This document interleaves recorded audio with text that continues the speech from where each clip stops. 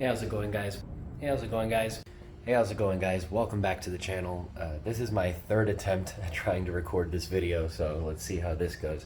I say third attempt because if you remember the last video right at the end, we ran into this issue where I was trying to get the spindle off of the lower control arm, and that like stud right there, it just will not let go of the spindle.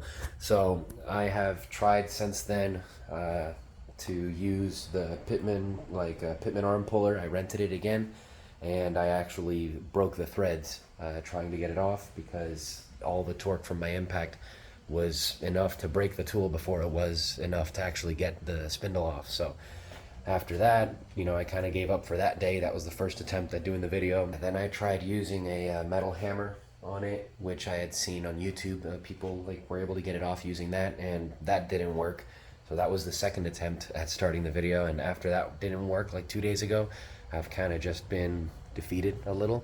But luckily, my friend Dennis, the owner of Keys Cruisers, actually just recently got on board with HLE Racing, and he's actually an official sponsor now of the car, and he's helping us with tires and things like that, which is amazing. Super grateful. But not only that, the man is a legend and has decided to come through and help me try to get the spindle off. So he's on his way here right now, and once he gets here, I'm gonna let him work his magic, and hopefully we're able to make some progress on this thing. All right, guys. So Dennis is here, and I forgot to record it, but great success. We got the front off, at least on the passenger side. As you can see, we got the spindle off. Got it on the ground over there. So we're gonna do the same thing over here on the passenger side. Hopefully it's just as easy. More success. We were able to get it off on the driver's side, and then I went ahead and moved forward with undoing the bolts that hold the lower control arm to the chassis. But we have an issue now that I knew I was gonna run into because I watched Chris Fixed video on doing his angle kit on his car, and he ran into this issue. So basically Ford, being the dum-dums that they were at the time, they made this bolt not able to come out because it'll hit that bolt right there at the top, and then this bolt can't come out because it hits the steering rack. So basically the next thing I have to do is unbolt the steering rack and jack it up a little bit so that I can be able to get in there and be able to lift it and pull the bolt out. But I have to get ready for I'm about to head to the Freedom Factory with a friend here in Florida for a spectator drag. So I'm done working on the car for today. I'm gonna get back after it on Sunday, which is the day after no, that's tomorrow. So all right, I'll see you tomorrow. Hey, how's it going, guys? So I lied a little bit. It's not Sunday, it's Monday night. So it's been 2 days since we last saw each other, but I'm about to get back under here. So the next thing we have to do is lift up the steering rack to make way for that front bolt that needs to come out. I'm a little bit scared of it, to be honest, because I'm worried about damaging the steering rack.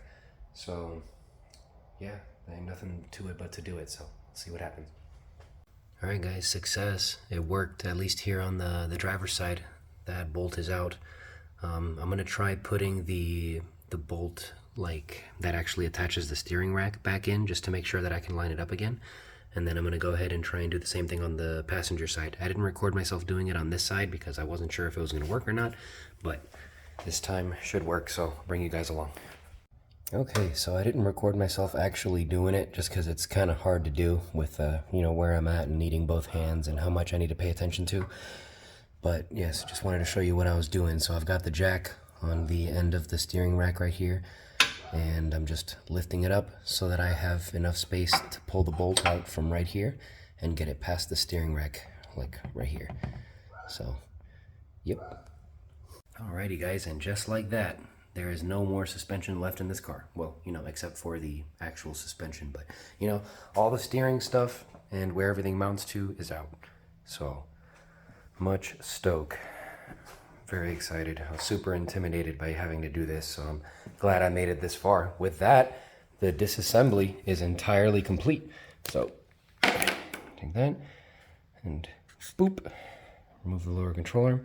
So yeah, the next step is to start cutting and drilling.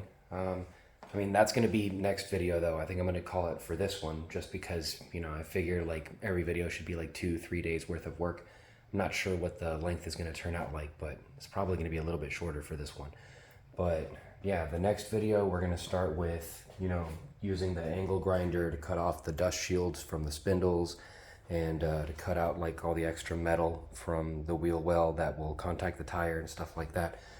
It's going to be kind of scary. I'm going to be doing surgery on the car basically, but stick around for that.